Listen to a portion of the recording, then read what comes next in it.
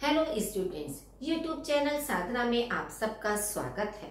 बच्चों, आज हम आपकी क्षितिज पुस्तक के गद्य खंड के पाठ 10 नेताजी के चश्मे के महत्वपूर्ण प्रश्न आपके सामने स्पष्ट कर रहे हैं।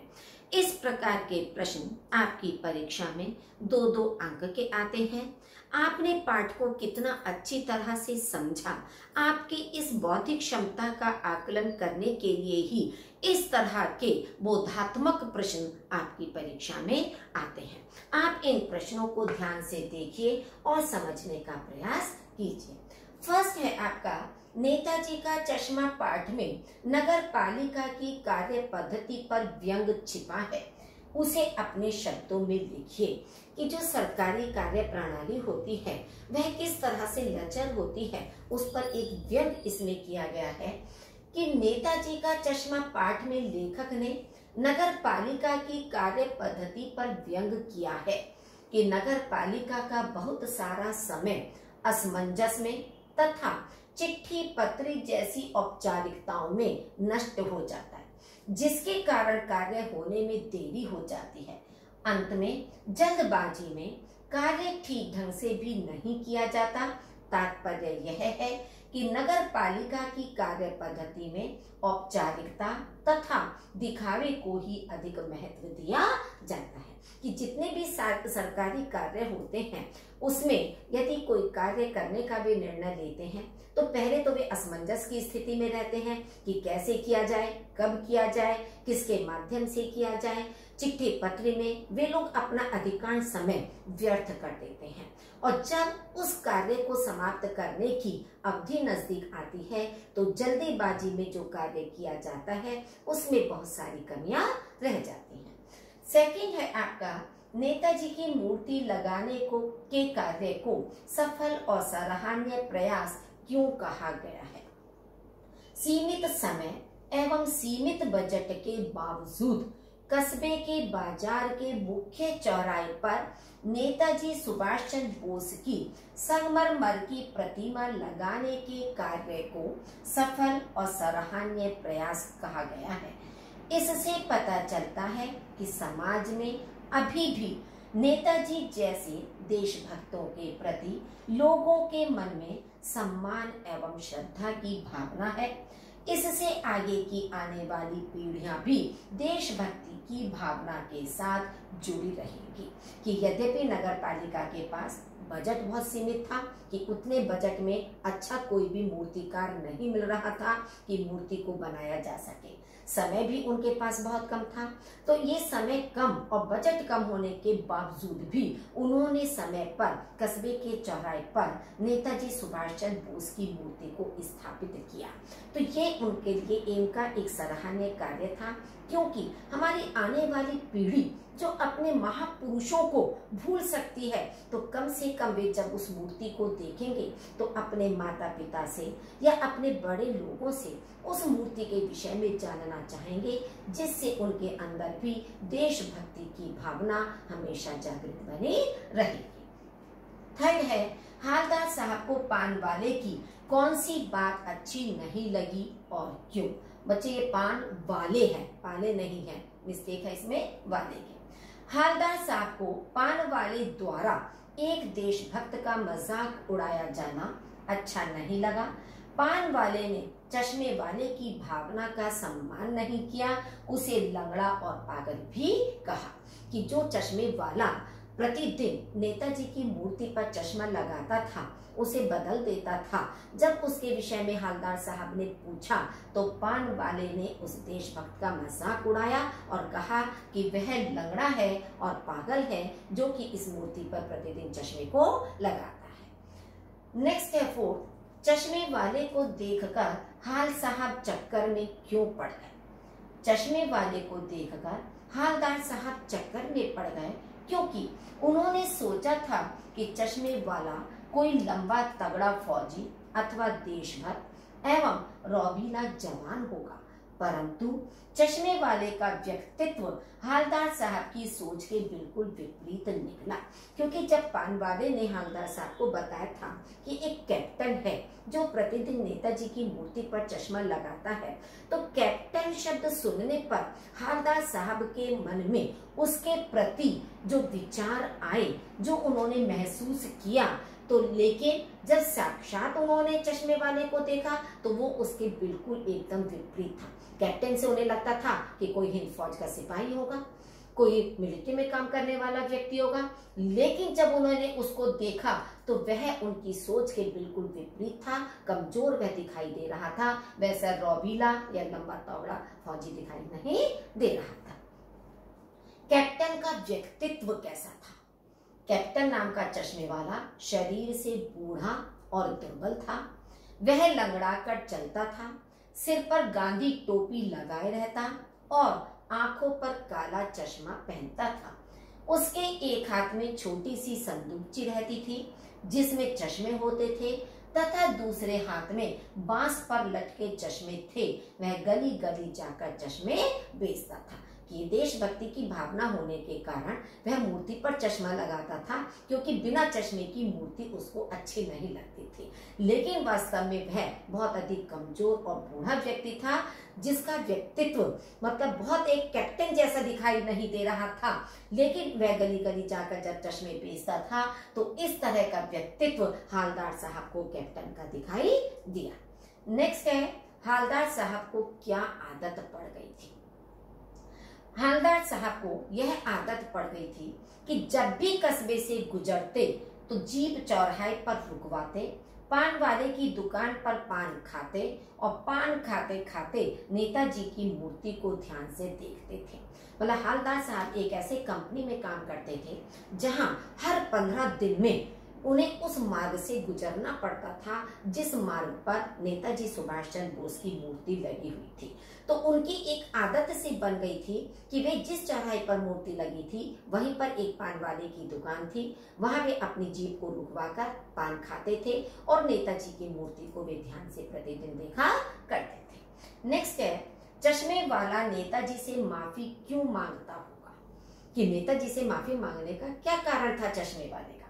चश्मे वाला नेताजी की मूर्ति से चश्मा हटाना नहीं चाहता था, परंतु जब कोई ग्राहक आकर वैसा ही फ्रेम मांगता था जैसा फ्रेम नेताजी की मूर्ति ने पहन रखा है, तब वह मूर्ति पर लगा फ्रेम ग्राहक को दे देता था और मूर्ति को उसकी जगह दूसरा चश्मा पहना देता था। इसी कारण वह मन ही मन उनसे माफी मांग लेता था, क्योंकि वह गरीब व्यक्ति था, उसके पास बहुत अधिक चश्मे नहीं होते थे, गिने चुने चश्मे उसके पास होते थे, कभी गोल फ्रेम के, चकोर फ्रेम के या अलग अलग होते थे, तो जिनको वह नेताजी की मूर्ति पर लगा देता था। तो जब कोई ग्राहक उससे कहता था कि जैसा फ्रेम नेताजी की मूर्ति पर लगा है मुझे वैसा ही चाहिए, तो वह मन ही मन नेताजी से माफी मांगता था कि मुझे क्षमा कीजिए, आपका ये फ्रेम उतार कर मुझे ग्राहक को देना पड़ रहा है। तो इस तरह से वह उनसे माफी मांगता था। नगर पालिका की ऐसी क्या विवशता थी जिसका डर उन्हें सता रहा था? नगर पालिका के अधिकारियों को प्रशासनिक अवधि समाप्त होने का भय सता रहा था। उनका बहुत सा समय किसी अच्छे मूर्तिकार की जानकारी न होने के कारण पत्र व्यवहार में बीत गया था। दूसरा डर बजट का सता रहा था कि जितना उपलब्ध बजट है उससे कहीं अधिक में अच्छी मूर्ति बनने का अनुमान था। अब नगर पालिका ने योजना तो बना ली थी कि उन्हें सुभाष चंद्र बोस की मूर्ति चौराहे पर लगानी है, लेकिन अब ऊहापोह में, पत्री में, चिट्ठी पत्री आदि में उनका अधिकांश समय व्यतीत हो गया। तो अब जब उनकी अवधि समाप्त होने के समीप आ रही थी तो उन्हें ये डर लग रहा था कि वह कैसे मूर्ति को बनाए। ना तो उन्हें बहुत अच्छे मूर्तिकारों की जानकारी थी और ना ही उनके पास बजट भी उसके अनुसार था कि अच्छा मूर्तिकार उतना ही पैसा उनसे अधिक लेगा। तो इस तरह से उनके मन में ये डर बना हुआ था, भय बना हुआ था कि वे अपनी योजना के अनुसार मूर्ति को कैसे समय पर वहां पर स्थापित करेंगे। नेक्स्ट है, कैप्टन के न रहने पर नेताजी की मूर्ति पर चश्मा लगाने का कार्य किसने किया? किस प्रकार यह कहा जा सकता है कि यह कार्य उन्हीं का है? कैप्टन के न रहने पर नेताजी की मूर्ति पर चश्मा लगाने का कार्य बच्चों ने किया। बच्चों यहाँ पे भी एक जरा सी मिस्टेक है, मूर्त शब्द ना होकर मूर्ति शब्द है। चश्मा सरकंडे से बना था। चश्मे को देखकर सहज ही अनुमान हो जाता है कि यह बच्चों द्वारा ही बनाया गया होगा, क्योंकि उसकी बनावट में अनुभवी हाथों का कमाल नहीं था। कि जब कैप्टन की मृत्यु हो गई तो हवलदार साहब को ये लगता था कि अब मूर्ति बिना चश्मे के ही रहेगी, लेकिन जब वे अचानक एक बार उस मार्ग से गुजर रहे थे और उनकी दृष्टि मूर्ति पर गई तो उन्होंने देखा कि वहां एक सरकंडे का चश्मा लगा हुआ है।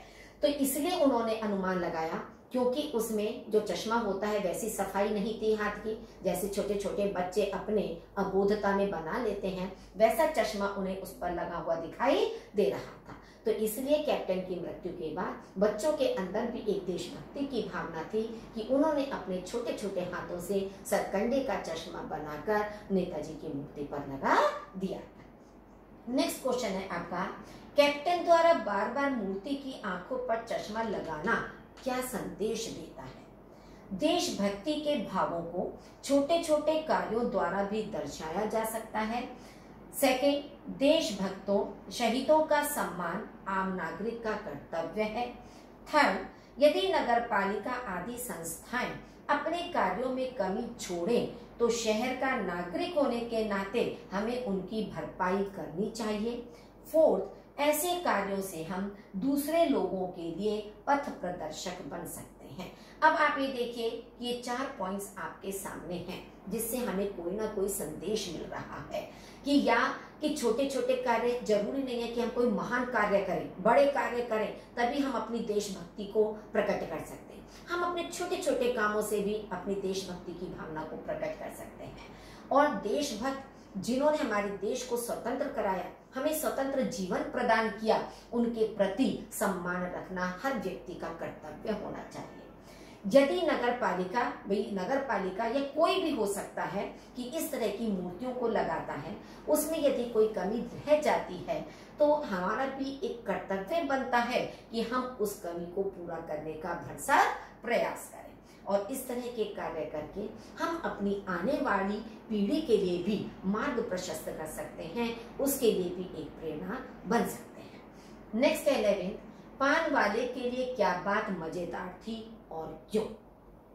पान वाले के लिए यह बात मजेदार थी कि सुभाष चंद्र बोस की संगमरमर की प्रतिमा बनाने वाले स्थानीय कलाकार मास्टर मोतीलाल चश्मा बनाना ही भूल गए।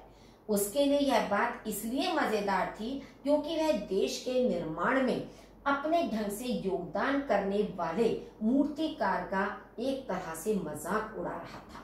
उसे कलाकार की भूल में आनंद का अनुभव हो रहा था।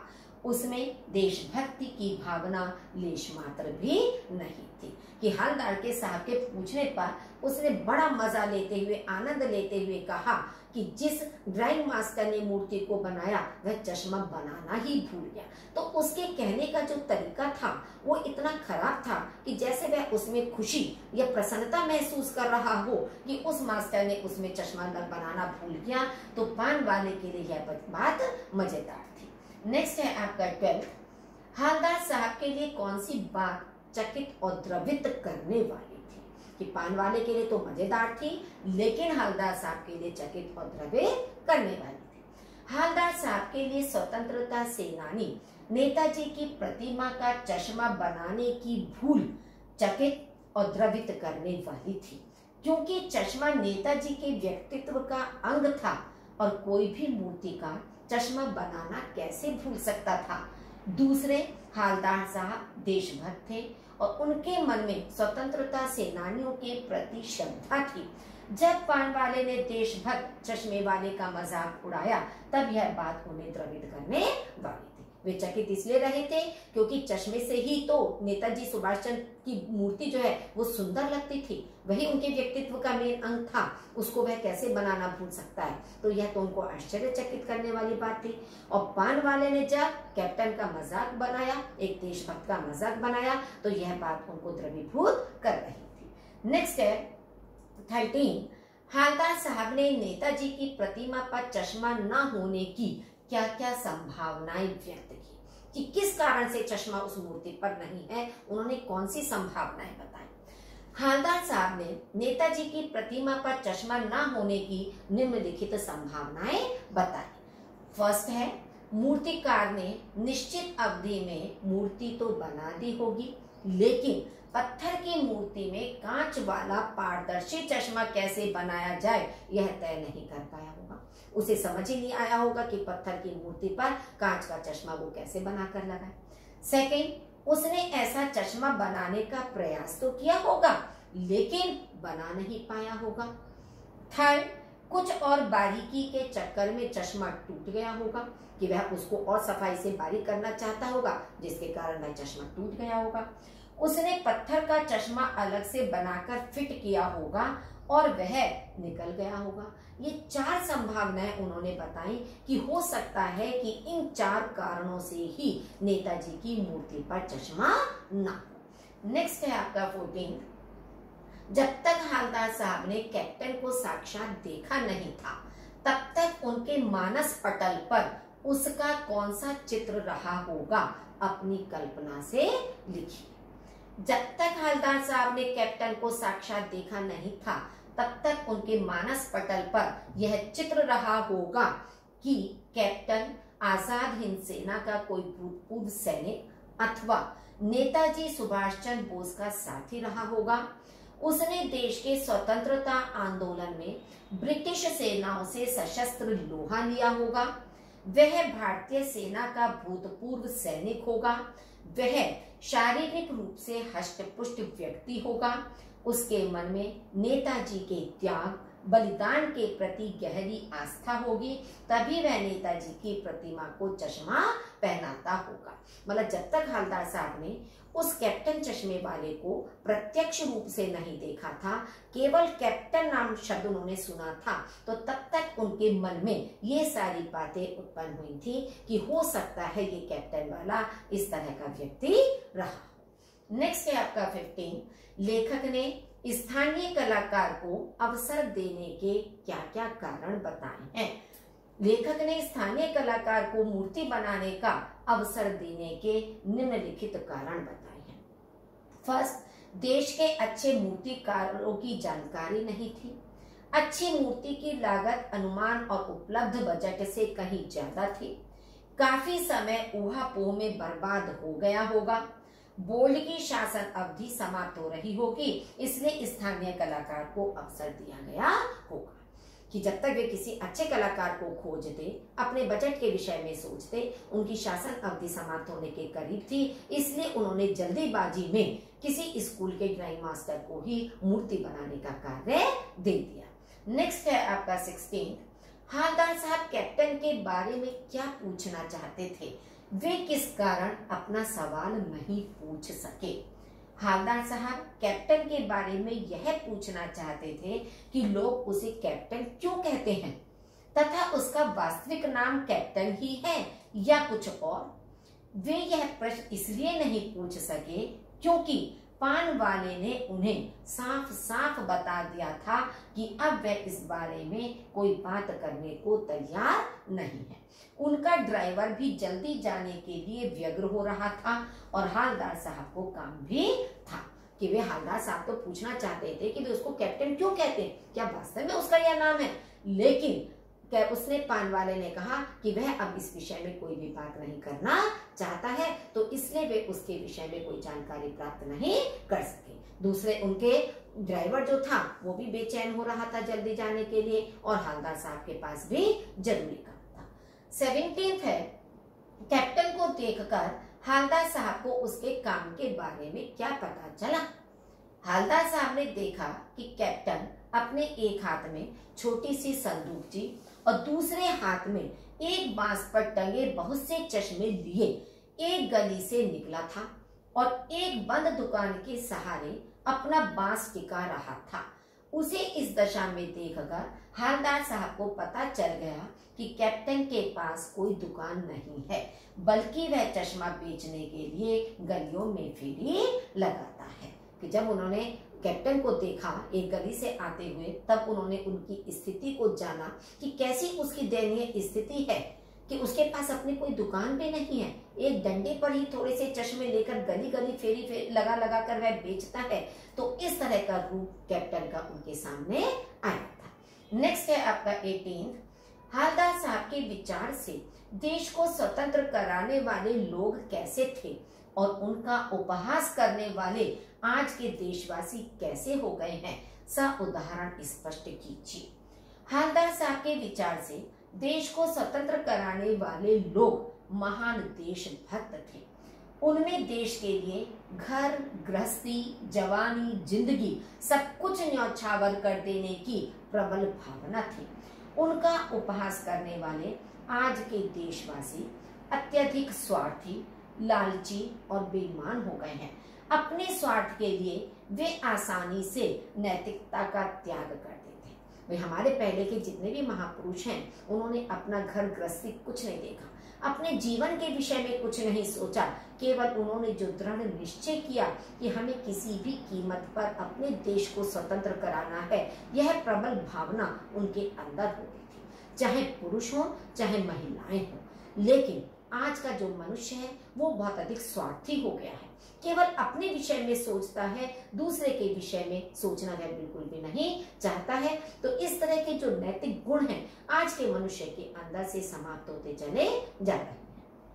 नेक्स्ट है 19। पान वाला एक हंसोड़ स्वभाव का व्यक्ति है, परंतु उसके हृदय में संवेदना भी है। इस कथन को स्पष्ट कीजिए। आंसर है आपका इसका, पान वाला हंसोड़ है। हंसोड़ माने हंसमुख प्रवृत्ति का, हंसी मजाक करने वाला, बात कहने से पहले हंसता है, माहौल को हंसमुख बनाने का प्रयास करता है। इस प्रकार वह खुशमिजाज व्यक्ति है कि उससे कोई भी बात करो वो हंसी मजाक में करता है, माहौल को पूरा हंसी मजाक में परिवर्तित कर देता है। खुश मिजाज होते हुए भी उसके हृदय में संवेदना है। कैप्टन के प्रति कठोर टिप्पणी करने वाला पान वाला कैप्टन की मृत्यु पर हृदय से करहा उठता है। हवलदार साहब के पूछने पर बड़े भारी मन से आंखें डबडबाते हुए वह कहता है कि कैप्टन मर गया। कि मतलब हंसी मजाक वाला व्यक्ति होने के बावजूद भी उसके हृदय के अंदर इस तरह का दुख था, संवेदना थी कि कैप्टन की मृत्यु हो जाने पर वह विद्रवीभूत हो जाता है, वह भी मन से बहुत अधिक दुखी हो जाता है। नेक्स्ट है आपका नेताजी का चश्मा पाठ द्वारा लेखक क्या संदेश देता है। आजकल जब लोगों में देश प्रेम और देशभक्ति की भावना घटती जा रही है, ऐसे में नेताजी का चश्मा नामक यह पाठ आने वाली पीढ़ी में देश प्रेम और देशभक्ति की भावना का विकास करता है। कैप्टन जैसा दुर्बल व्यक्ति अपने सीमित साधनों के माध्यम से नेताजी की चश्मा विहीन मूर्ति पर चश्मा लगाकर उसे पूर्ण बनाता है। बच्चों द्वारा सरकंडे का चश्मा लगाने के कार्य से हमें अपने देश के प्रति प्रेम तथा देशभक्ति की भावना को मजबूत बनाने का संदेश मिलता है। मतलब इसमें दो लोगों के कार्य को, प्रेम को दिखाया गया है कि एक तरफ तो कैप्टन चश्मे वाला जो कि इतना दुर्बल कमजोर होने के बावजूद भी, बूढ़ा होने के बावजूद भी नेताजी के प्रति देशभक्ति की भावना को रखता है, देश प्रेम की भावना को रखता है, जिसके कारण वह प्रतिदिन उस पर चश्मा लगाता है। उसकी मृत्यु के बाद छोटे छोटे बच्चों के मन में देश प्रेम की भावना दिखाई गई है कि वे सरकंडे का चश्मा बनाकर उस पर लगाते हैं। तो इस तरह से इस पाठ से हमें यही शिक्षा, यही संदेश मिलता है कि हमारे मन में भी अपने देशभक्तों के प्रति, स्वतंत्रता संग्रामियों के प्रति देश प्रेम की भावना होनी चाहिए, देश के प्रति प्रेम होना चाहिए कि हम अपने देश को और अधिक ऊंचाइयों पर पहुंचाने के लिए किस तरह अपना योगदान दे सकते हैं। बच्चों, ये प्रश्न आपको अच्छी तरह स्पष्ट हो गए होंगे। इनके माध्यम से पाठ भी आपको अच्छी तरह समझ में आ गया होगा। यदि अभी तक आपने मेरा चैनल सब्सक्राइब नहीं किया है तो कृपया जल्दी से उसे सब्सक्राइब कर दीजिए। धन्यवाद।